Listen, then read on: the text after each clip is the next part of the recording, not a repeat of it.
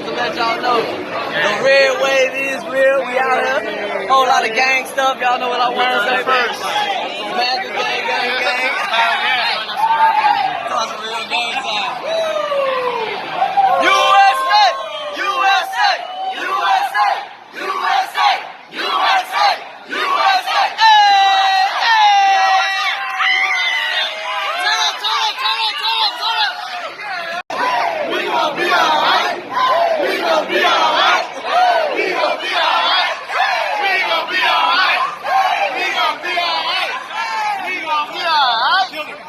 Shout out to Kendrick.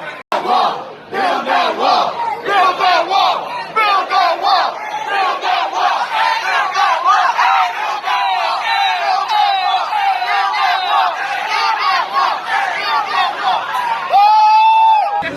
So, we at the White House right now. White House. We're at the White House. Look at all these police turning around. Hey!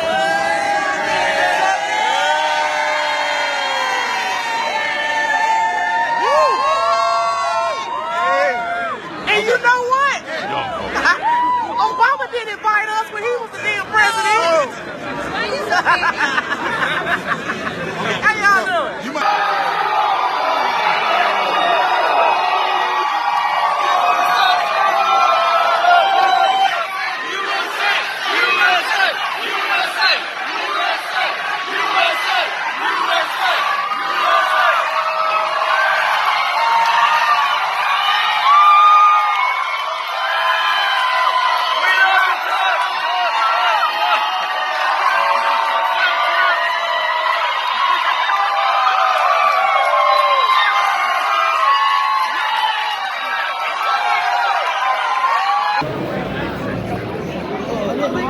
I need somebody camera. Hey, you guys are pushing them. Watch out. Oh, it's like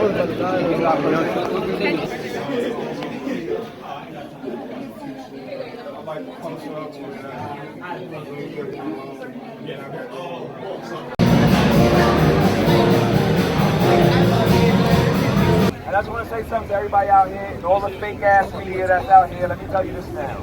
The only people that can hurt black people are the people that we allow around us. The only people that are white that we have allowed around us are white liberals. They reap the benefits of our culture. They reap the benefits of everything that we have to provide. They are making sure they're moving our communities to take the low rent, to get us up out of there, and the only people we keep voting for that keeps oppressing us are white liberals. Let me tell you something.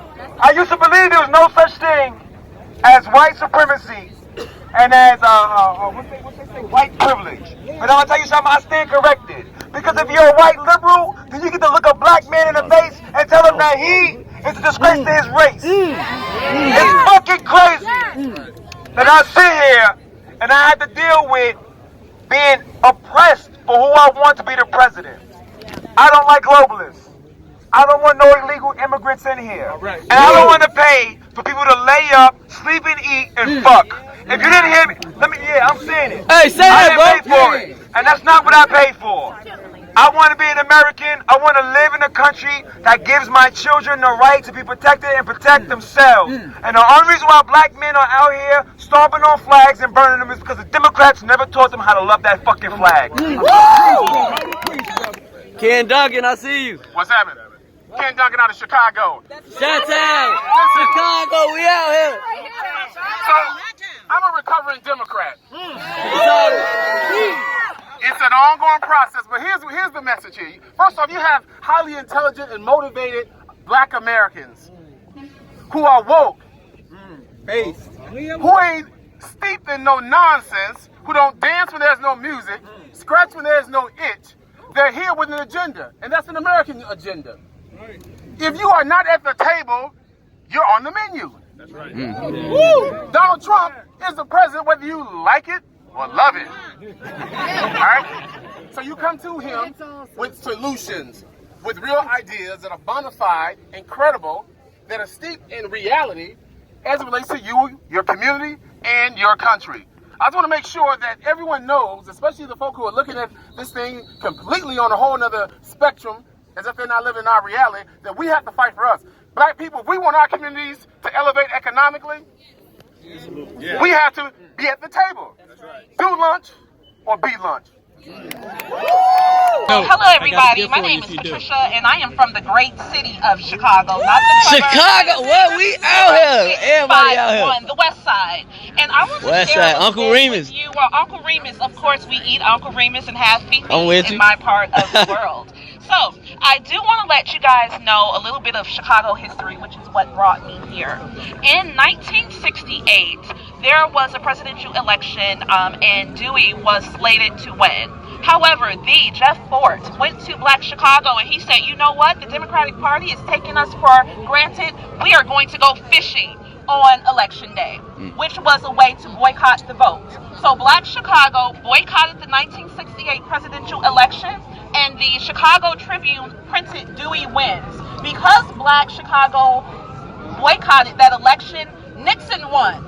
And so the Chicago Tribune had to go back and reprint everything, as well as they invited those people, such as Jeff Fort, to the White House for the inauguration. In 1968, Black people showed this country that we are not to be taken for granted. And here we are 50 years later having the same conversation. In the city of Chicago, we are the American headquarters of the Mexican drug cartel, if you are not aware. That is what keeps our city very, very violent. We are a sanctuary city, which means if you come to the city of Chicago, you can stay, and they're going to go out of their way to make sure that you can stay. So what happens is drugs are exported from Mexico directly to the west side of Chicago. Then they switch hands, they go to the black men who then chop it up and then they distribute it throughout the country. The majority of the heroin that is in this country is distributed through the city of Chicago. The reason that exists is because of our lax border control, because of sanctuary cities. If we are concerned about the people in the great city of Chicago, if we're concerned about their health, their safety, and their welfare, we must protect our southern border. The open southern border is killing Black people in Chicago. I'll say it again. The open southern border is killing Black people in Chicago. It is also killing white people around the country because all of the heroin in this country, or not all, but 90% of it is trafficked through Chicago, the sanctuary city. So when you hear Chicago on the news and they're talking about my neighbors and my cousins and people that I love who are doing things, remember that the majority of that stuff would not be going on if we were not America's heroin distribution center. Thank you all so much. Keep Chicago in your prayers and come eat Uncle Remus. It's delicious. And Harold, hey, I'm from the South Side, but I got love. Howdy, y'all. I'm Damani Felder. I just jumped on YouTube. I'm one of the Wright brothers. That's our channel name. But I'm here today because of intrinsic motivation. I'm here because after a certain point, something has to happen to inspire you to get up, get off the couch, and get in the game. Because this is the most important game that you can be involved in. I know so many people who can tell me, the stat sheet from the game last weekend or whatever. But if you ask them to tell you, hey, who was your congressman, who was your senator, they can't tell you. And that's a problem. I have a problem because when it comes down to it, we have to start paying attention and doing our own research. Because when someone decides to tell you that they know how you should think just because of immutable characteristics like the color of your skin, they demean and devalue your ability to think independently and think critically and fact check, like we said earlier, fact check the fact checkers. It's up to you to get in the game and do your own research and figure out what you believe and then be bold about it. It's kind of funny, like David, you talked about my sides and all. I'm in Texas, I'm in Dallas, Texas, and even there, some days I find myself saying, should I put on this hat? Do I want to take that risk? And I have to check myself and say, you know what? This is America. We have so many people, Black and white, who fought and died for my right to be able to go out and utilize the gift that is free speech. And so I put it on proudly. I'm happy to wear it, and I will take the heat for it, because when it comes down to it, this right here, this is what makes America great, is the ability for you to say, I don't care what you tell me to do.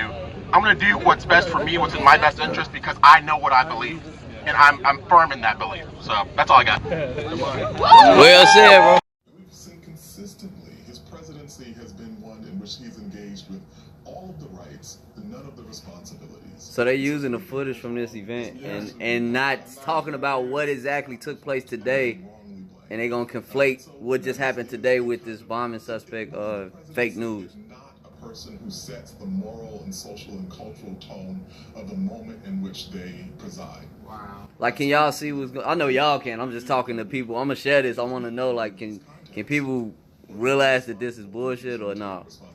Y'all just gonna drink this Kool-Aid or not? They didn't show one black face.